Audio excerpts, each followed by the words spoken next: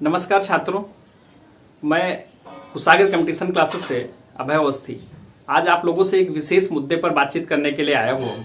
ये मुद्दा हम सभी छात्रों का, सभी अध्यापकों का तथा अभी छात्र जो हैं वो किसी न किसी परिवार से जुड़े हुए हैं। इसका मतलब समस्त देशवासियों का मुद्दा है और इस मुद्दे पर अब हम लोगों को बोलना ही होगा।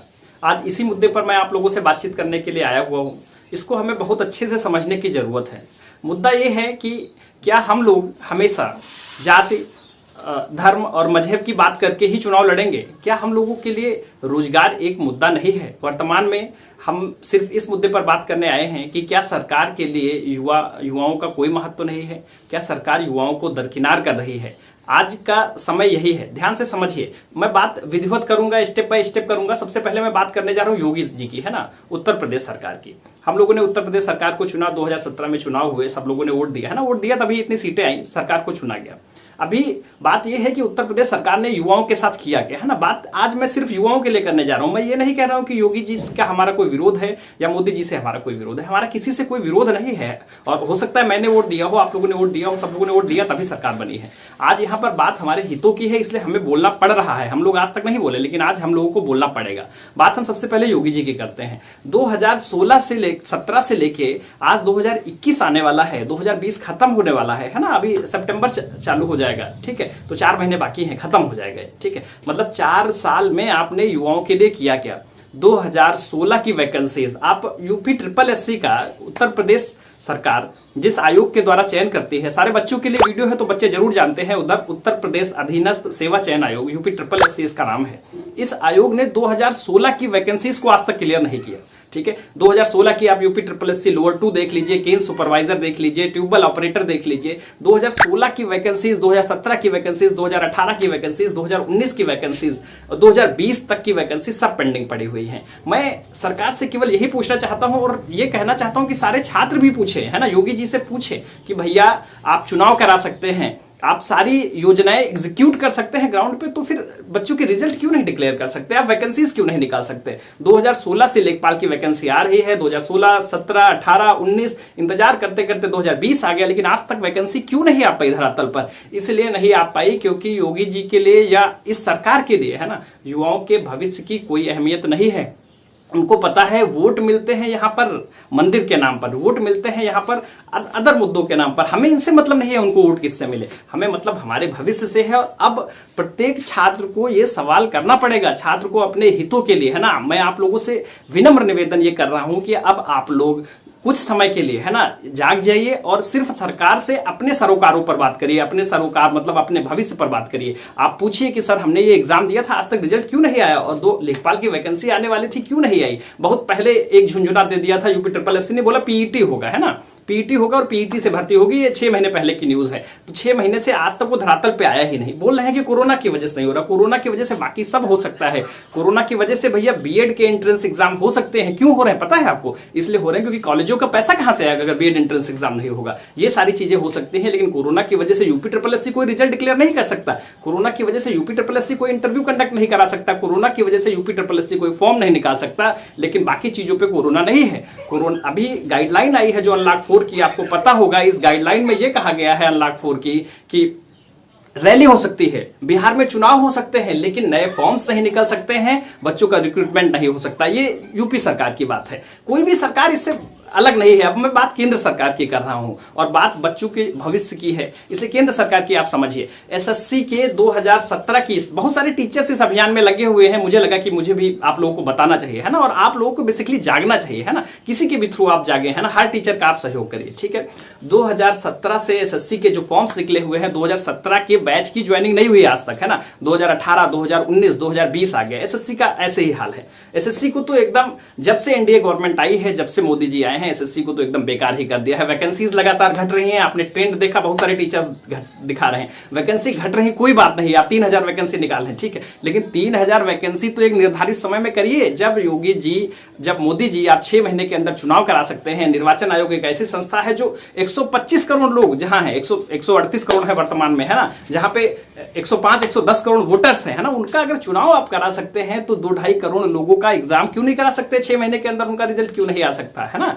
ठीक है। तो एसएससी की बात हुई, वैसे बात है रेलवे की, है ना। इस समय एक ट्रेंड चल रहा है speak up against SSC and railway, और हम लोगों को बोलना चाहिए, है ना, ठीक है। तो बात रेलवे की, रेलवे कब वैकेंसी निकाला था, आज 1.5 साल से ज्यादा हो गया, लगभग 2 साल होने वाला है, रेलवे की वैकेंसी निकल के आई थी। 2.5 करोड़ लोगों से ज्यादा अप्लाई किया, है ना। और बहुत सही बात है कि ज्यादातर टीचर्स ने ऐसा बताया कि, है ना, आप लोगों को पता है 500 रुपए से ज्यादा पेमेंट लिया गया हम लोगों से, 500 रुपए हम लोगों ने पेमेंट किया, 2.5 करोड़ से ज्यादा लोगों ने अप्लाई किया, कुल मिला के 1250 करोड़ रुपए से ज्यादा गवर्नमेंट के पास पहुंचा। आज आपके पास पैसा है, हम लोगों ने आपको पैसा दिया है, सब कुछ दिया है, अपना समय बर्बाद कर रहे हैं, और आप क्या कह रहे हैं, 1 साल से लगातार आप ऐसा कह रहे थे। पहले तो आपने कुछ बोला नहीं, उसके बाद बच्चे जब गए धरना प्रदर्शन करने के लिए तो आपने कहा कि हम अब एजेंसी ढूंढेंगे, एजेंसी ढूंढ के अप्रैल तक, इन्होंने एक डेट दी थी कि अप्रैल तक फाइनल कर देंगे, वो डेट निकल गई, इनकी एजेंसी नहीं मिली, कोरोना चल रहा। बाकी नीट और जेई के लिए कोरोना नहीं चल रहा है, नीट और जेई के एग्जाम होंगे, है ना। क्यों होंगे, क्योंकि वहां पे जब तक भैया नीट का एग्जाम नहीं होगा बच्चा पहुंचेगा नहीं, वहां पे पैसा कैसे मिलेगा, समझ रहे कि नहीं। मेडिकल कॉलेजों को पैसा कहां से मिलेगा, तो उनका एग्जाम होगा, समझ रहे ना। लेकिन रेलवे का एग्जाम नहीं होगा। बोल रहे कि हमको एजेंसी नहीं मिल रही, अरे भैया अगर आपको एजेंसी नहीं मिल रही तो आपने फॉर्म क्यों भराया था, है ना। फॉर्म आपने भराया है, आपको एजेंसी मिल रही है, और अगर 2.5 करोड़ लोगों का एग्जाम कराने के लिए आपके पास एजेंसी नहीं है तो फिर वोटर्स को वोट डलाने के लिए आपके पास कहां से एजेंसी आ जाती है। वोट पड़ते हैं ना, वोट कैसे पड़ जाते हैं भाई, चुनाव कैसे हो रहे हैं। बिहार चुनाव क्यों हो रहा है, क्या बिहार में 2.5 करोड़ लोग नहीं है, बिहार में 2.5 करोड़ लोग हैं कि नहीं। बिहार में चुनाव बोले हम तय समय से करवाएंगे, वहां पे वोट डालने के मंगल ग्रह से लोग आएंगे या एजेंसी वाले मंगल ग्रह के होंगे, वहां पे भी तो यही लोग होंगे जो काम करेंगे, और वहां पे चुनाव होगा, आप चुनाव संपन्न करवा सकते हैं, क्योंकि वो आपकी प्राथमिकता है, आपको सरकार बनानी है, लेकिन आपको युवाओं से कोई मतलब नहीं है। आप चुनाव करवाएंगे, आपको गवर्नमेंट बनाएंगे, लेकिन आप यहाँ पे एग्जाम करवाने के लिए बात कर रहे हैं कि आपके पास एजेंसी नहीं है।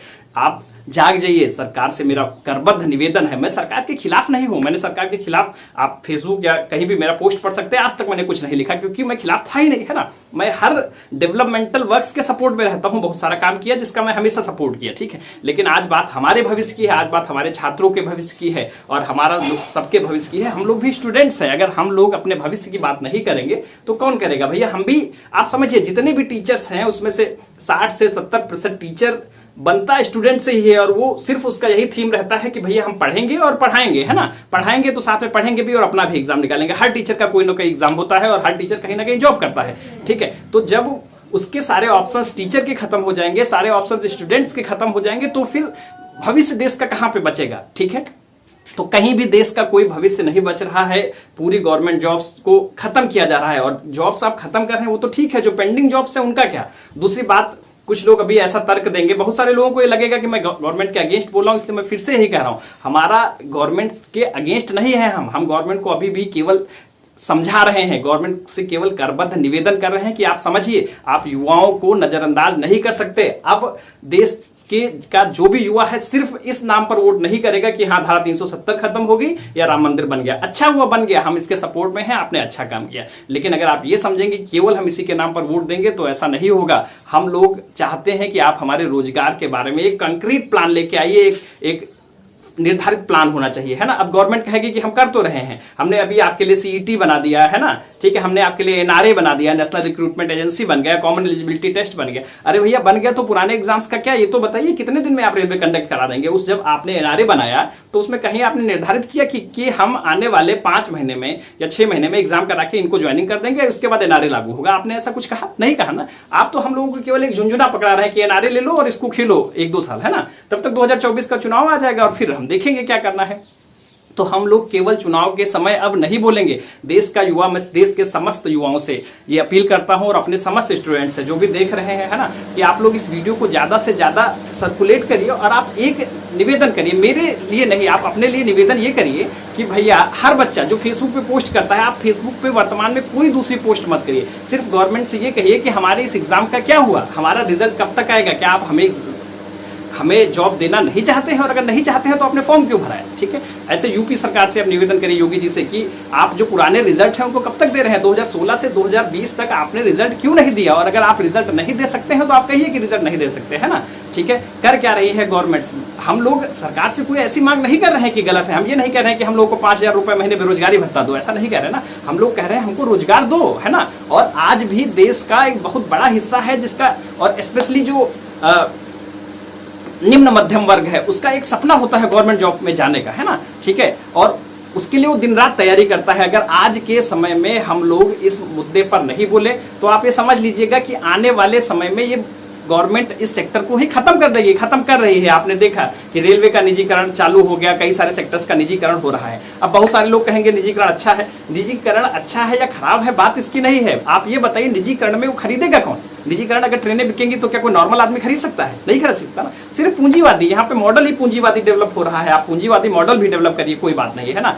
लेकिन हर चीज टाइम पे करिए। मैं आपसे कह रहा हूँ सिर्फ इतना मेरा सरकार से निवेदन है कि अगर भैया आप 2000 वैकेंसीज निकालें तो उनको समय पे पूरा करें। हम सिर्फ सरकार से, हम और हमारे सभी छात्र सिर्फ इतना निवेदन करते हैं कि जो भी वैकेंसीज हैं उनके लिए एक टाइम फ्रेम होना चाहिए कि अगर यूपी सरकार या केंद्र सरकार की वैकेंसी है तो 6 महीने में हम उसको क्लियर करेंगे, 1 साल के अंदर आपको ज्वाइनिंग लेटर देंगे। तो बच्चा कम से कम फ्रस्ट्रेट तो ना हो। आज 10 साल बच्चा अपनी जिंदगी के बर्बाद कर देता है। मैंने आज बहुत सारे हमारे ऐसे स्टूडेंट्स हैं, हमने देखा कि वो टैलेंटेड स्टूडेंट्स हैं, लेकिन आने इस समय में वो 27 साल का हो गया, कोई 28 साल का हो गया, कोई 32 साल का हो गया तैयारी करते करते। उसकी कोई गलती नहीं, क्योंकि आप फॉर्म ही नहीं निकालते हैं। वो तैयारी करते करते अपने जिंदगी के 10-12 साल बर्बाद कर देता है, समझ रहे हैं। और आप फॉर्म कब निकालते हैं? एग्जाम के समय, इलेक्शन के समय। इलेक्शन के समय फॉर्म निकला, एक वैकेंसी आई, फिर अगले 5 साल के लिए फुर्सत होगी। ऐसे नहीं चलेगा। ऐसे हम लोग, आप हमारा भविष्य बर्बाद नहीं कर सकते हैं। आपको एक टाइम फ्रेम के अंतर्गत सारे रिजल्ट्स देने होंगे। और मेरा फिर से छात्रों से ही यही निवेदन है, सरकार से मेरा निवेदन है, लेकिन सरकार नहीं सुनेगी, है ना। और मीडिया के सहारे आप लोग एकदम मत रहिए। मीडिया सिर्फ केवल सुशांत सिंह राजपूत का केस ही सॉल्व करेगा।